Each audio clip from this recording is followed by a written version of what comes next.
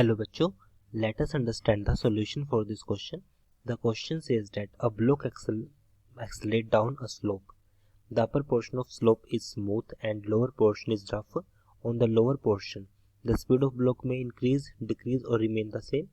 The acceleration of the block reduce, and third is the mass of the block reduce. तो पहले हम इसका की कंसेप्ट देखते हैं कि जैसे ही अगर हम की कंसेप्ट की बात करें जो हमारे पास जो फ्रिक्शन होगा, यहाँ पर हम फ्रिक्शन जो होगा, फ्रिक्शन एक बहुत ही इंपॉर्टेंट रोल प्ले करता है। फ्रिक्शन जैसे ही अगर हम फ्रिक्शन की बात करते हैं तो फ्रिक्शन जो होगा वो मोस्टली जैसे अगर फ्रिक्शन की वैल्यू इंक्रीज करेगी, friction more, speed will be less, speed will be less. तो अगर स्पीड लेस होगी तो एक्सेलरेशन भी हमारे पास क्या हो जाएगा, कम हो जाएगा। सो इसी पॉइंट ऑफ व्यू से अब हम इसके सॉल्यूशन पर आते हैं। क्वेश्चन में कहा गया है कि एक ब्लॉक है जो एक्सेलरेट होता है down a slope. Upper portion of slope is smooth. कुछ इस तरह से अपर पोर्शन तो हमारे पास स्लोप जो है हमारे पास स्मूथ है।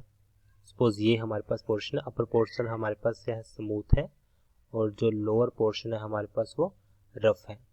तो जैसे ही हमारे पास कोई भी ब्लॉक इसके कांटेक्ट में आता है जहाँ पर ये ग्रूव्स है, तो जैसे इसके कांटेक्ट में आएगा तो जो स्पीड होगी हमारे पास वो increase decrease the remain same, but जैसे ही रफ सरफेस पे आएगा तो जो स्पीड होगी हमारे पास डिक्रीज कर जाएगी। तो सिंपली हम लिख सकते हैं speed will decrease due to friction, due to friction.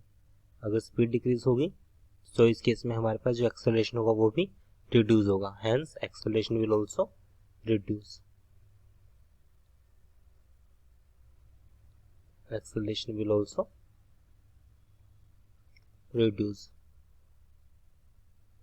क्योंकि जो फ्रिक्शन होगा वो स्पीड को कम कर देता है। तो इसलिए हमारे पास जो ऑप्शन सेकंड होगा इसका वो राइट होगा, hence option second is right. I hope you understood this explanation. Thank you.